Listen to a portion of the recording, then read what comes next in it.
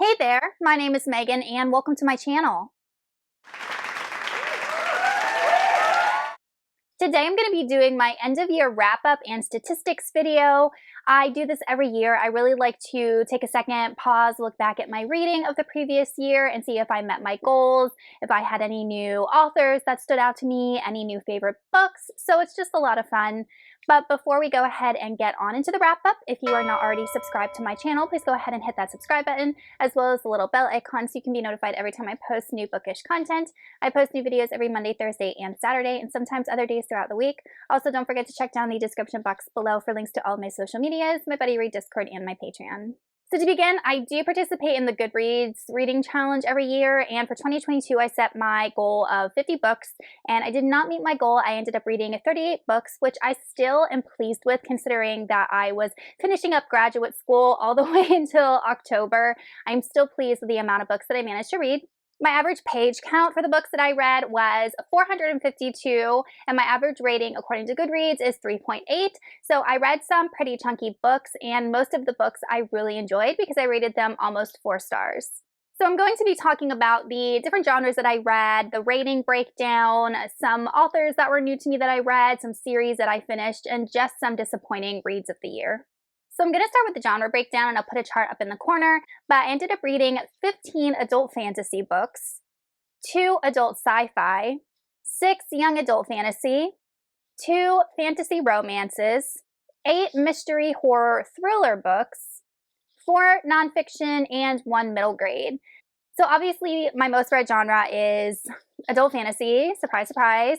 And then I ended up reading way more mystery, thriller, horror than I ever have before. And I really had a good experience with that genre this year and I want to continue dabbling in it. I'm really disappointed with the amount of adult sci-fi I read, considering that I really do love sci-fi. And I'm in the middle of a couple of sci-fi series that I easily could have just picked up the sequel. And I really want to focus more on that in 2023 because I have a whole bunch of books I need to get to. 6 YA fantasy, I'm also really happy with because I really do enjoy that genre and I own a ton of it. So I'm happy that I got to chip away a little bit of my YA fantasy TBR in 2021. I don't think I read hardly any YA fantasy, so I'm glad I was able to kind of pick a couple of those up. As for the nonfiction books, nonfiction is a genre that I really do want to read more of. 2 of those books were related to graduate school, so I'm not going to include those. But then I ended up reading 2 Christian nonfiction books, which I gave both of those 5 stars. I really enjoyed them. As for my rating breakdown, like I said earlier, I really enjoyed most of the books I read, giving an average rating of 3.8. But to further break down the ratings, I ended up having 2 DNFs, and one of those was The Horseman by Christina Henry. This is an adult retelling of Sleepy Hollow, and I only got about 10% of the way through this. I got it from my library on ebook, and I just did not like it, so I didn't include it at all in this wrap up, just because I don't feel like I read enough of it to include it. But then I also DNF'd The Queens of Venice Lear by Tessa Gratton, and I got 50% of the way through this book, and this is not a short book. So yes, I did include this in some of my wrap-up statistics, because I feel like if I read half of a book that is that long, that's a lot of time dedicated to it, and I want to get credit for it, but no, I did not finish it. So excluding the 2 DNFs that I had, my ratings go as follows. I had 1 1-star book, 2 2-star books, 11 3-star books, 11 4-star books, and 10 5-star books. So I am super, super pleased with all of the books that I read. Obviously, I had overall a really, really good reading year. I also have already done a video about my most disappointing books of 2022 as well as my favorite books of 2022. So if you want a further breakdown of some of my disappointments and some of my faves of last year, then I'll put those videos up in the cards as well as in the description box, so make sure you check them out. Last year, one of my goals was to finish a whole bunch of series that I was in the middle of, and I finished a couple, and I'll tell you what I finished, but I did not finish nearly as many as I was hoping to. In fact, I started way more new series than I probably should have, but I finished 4 series, so I will go through those. I finished the Mistborn series by Brandon Sanderson with The Lost Metal, which came out in November. I absolutely loved this book. It was one of my faves of last year. I just thought that the series went off with a bang. I loved it, and I'm super glad that I prioritized finishing it this year. Then I finished the Cursebreakers trilogy by Bridget Kemmer. This is a YA fantasy, and I was a bit disappointed with the ending of this series. It felt very rushed to me, and it almost felt like Bridget Kemmer was facing a deadline and had not written the ending of this story the way that she wanted to, or she was rushing, because I was left wanting more, and I just wanted more of our main character and Harper, and it just was really weak to me. I still do like Bridget Kemmer as an author, and I want to pick up more of her books. This one it just felt just half-assed to me, to be honest, which is disappointing. And then I finished two Robin Hobb series. I finished the Tawny Man trilogy with Fool's Fate. This was one I think I started at the end of 2021 and then picked it up right at the beginning of 2022. And then I went right into the Fitz and the Fool trilogy, and I ended up finishing this entire trilogy early in 2022. I think I read the books like one after the other. So this is one of my favorite series. I'm super glad to have finished up reading The Realm of the Elderlings. And then I'm going to talk about Dragon Keeper, which I did start last year also. And then there were 4 new series that I started that I do want to continue, and then I started a couple of other series that I'm not going to continue. But the 4 series that I am interested in continuing are the Tie Child trilogy by R.J. Barker. I did purchase the second book, so I do want to continue that this year. I have it. It's in a pile of books that need to go on my bookshelves, but this was one of the earliest books I read in 2022, and I do have a full review of it, but I really enjoyed it. I really like maritime fantasies, books that revolve seafaring and pirates, and that's exactly what this series is, and then it incorporates dragons, and I don't read enough dragon books, so this one I'm excited to continue. Then we have the Blood and Ash series by Jennifer L. Armentrout, and this one I was really on the fence about if I wanted to continue it. I also have a full review for this. I just heard so many things about this book. It's definitely romance heavy. It focuses a lot, not a lot, but it does focus on the smut. There are like, a couple of sensual scenes, and that was kind of like what all the hubbub about this book was.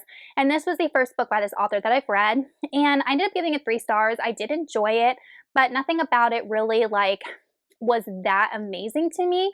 So when I was thinking about if I wanted to continue this series, I'm like, I would continue it. I would get it from my library. Like, I don't see myself going out and purchasing like a $30 hardcover of this series or a $19 paperback of the series. If I can find it, for a couple bucks used or on Book Outlet, then I will purchase it. But the series really wasn't good enough for me to want to invest my money in, unfortunately. But it was entertaining. I would continue it, just it's not a top priority. Then I have the Rain Wild Chronicles by Robin Hobb, and it kind of seems counterintuitive to read this series since I've already finished the Fitz and the Fool trilogy, and you're supposed to read that before you kind of jump into that series.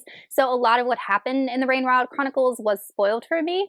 But I love Hobb, and I want to read all of the stories that contribute to her Realm of the Elderlings. I don't really know when I'm going to get to this. My library does have these on audiobook. They are super easy books to audio.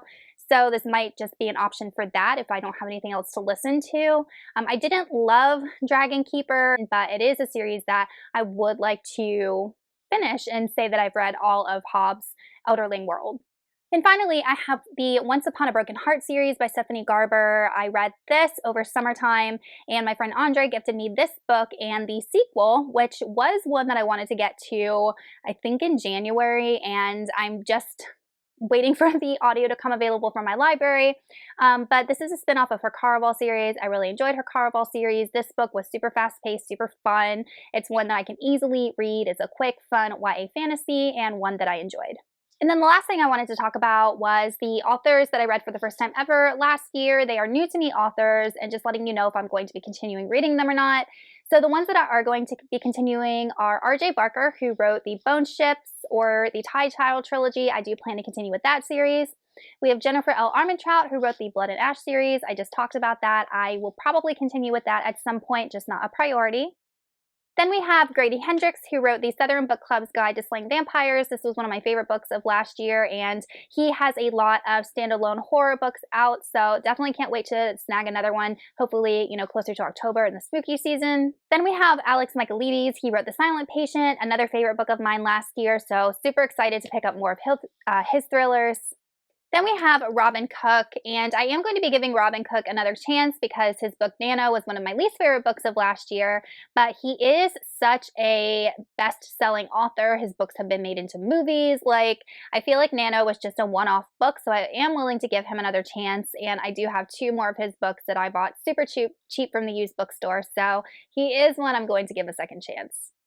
So those are all authors that were new to me that I am going to be reading more of their work. And now I do have a couple of authors that I read that just didn't mesh with me. And I'm not saying I'm never going to read any more of their work, but with me, a lot of times if I don't like an author's book like the first go around, I'm super reluctant to pick up another book of theirs.